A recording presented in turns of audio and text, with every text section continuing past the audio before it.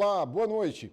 Promotores de justiça do Cariri preparam inspeções de casas terapêuticas e abrigos da região. O caso das mulheres que viviam em cárcere privado no Crato acendeu um alerta para o que acontece dentro dessas instituições.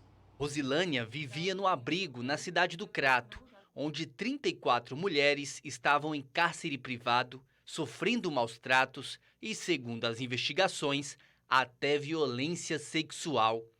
A casa foi fechada em agosto e a notícia chocou.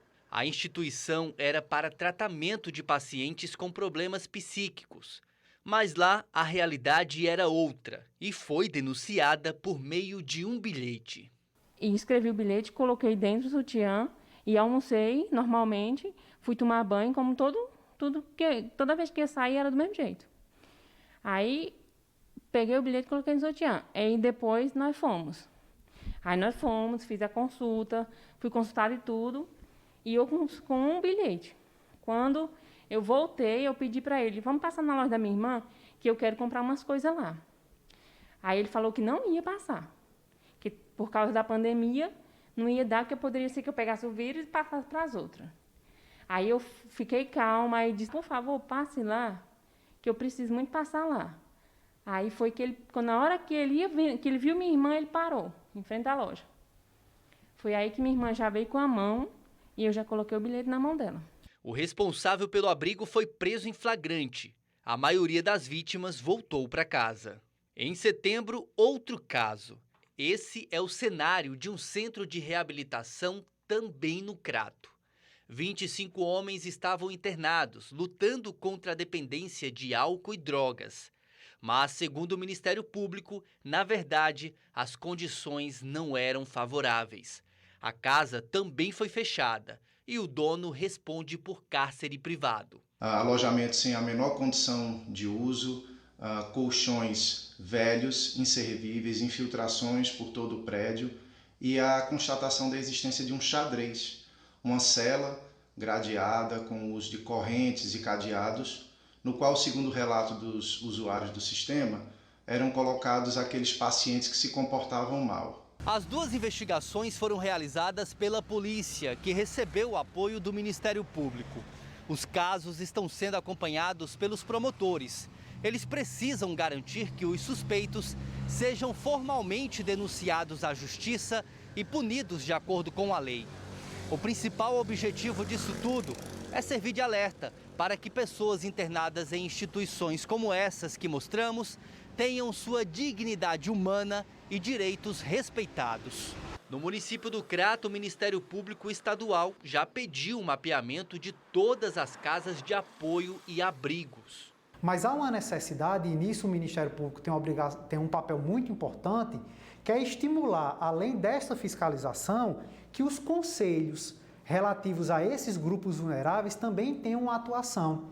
Por isso que é importante o fortalecimento dos conselhos da pessoa idosa, o conselho da pessoa com deficiência, o conselho da criança e do adolescente, para que todas essas entidades consigam formar uma ampla rede, e aí essa ampla rede funcionando, há uma possibilidade muito maior de desbaratar essas irregulares e melhorar a atuação das regulares. Em 2019, em Juazeiro do Norte, a inspeção do Ministério Público resultou no fechamento dessa casa.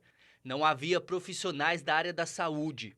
Em outra instituição, a dona tinha remédios psicotrópicos sem nenhum controle. Eram duas casas, né, uma casa feminina e uma casa masculina, foram feitas inspeções nas duas. Foi encontrado no local um espaço com grade, supostamente para, seria cárcere privado, e havia relatos de que, havendo mau comportamento, a pessoa seria colocada nesse espaço onde eles denominavam de sala do pensamento. Então, mas no momento não havia nenhuma pessoa nesse espaço.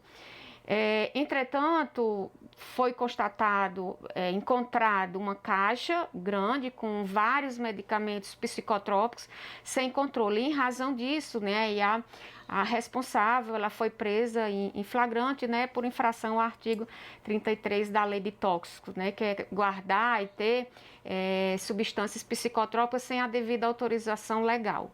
A promotora cobra mais critério do poder público na hora de liberar alvará de funcionamento. Que nós constatamos são que essas unidades elas não estão devidamente adequadas ao que determina a norma de saúde mental. Então, a ideia é que seja feita uma capacitação com a direção dessas unidades para que se exigir que realmente cumpra as normas, né, de saúde mental. A Prefeitura de Juazeiro do Norte afirma que para alguém conseguir o alvará de funcionamento, é necessário passar por várias etapas e a autorização das secretarias da Saúde, Meio Ambiente, Finanças e Infraestrutura.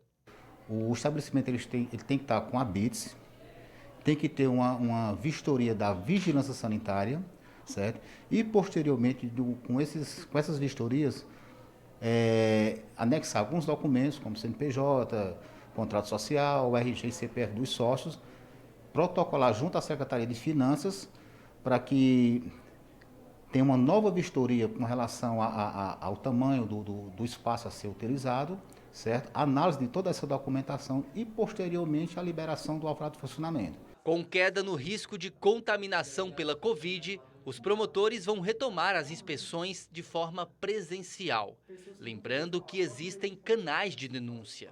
A própria Polícia Civil, a própria Polícia Militar, diretamente ao Ministério Público, se dirigindo até a unidade do Ministério Público, ou nos contatos, seja de redes sociais, e-mails ou telefones, que são disponibilizados do Ministério Público em cada cidade, ou através e também do Disque 100.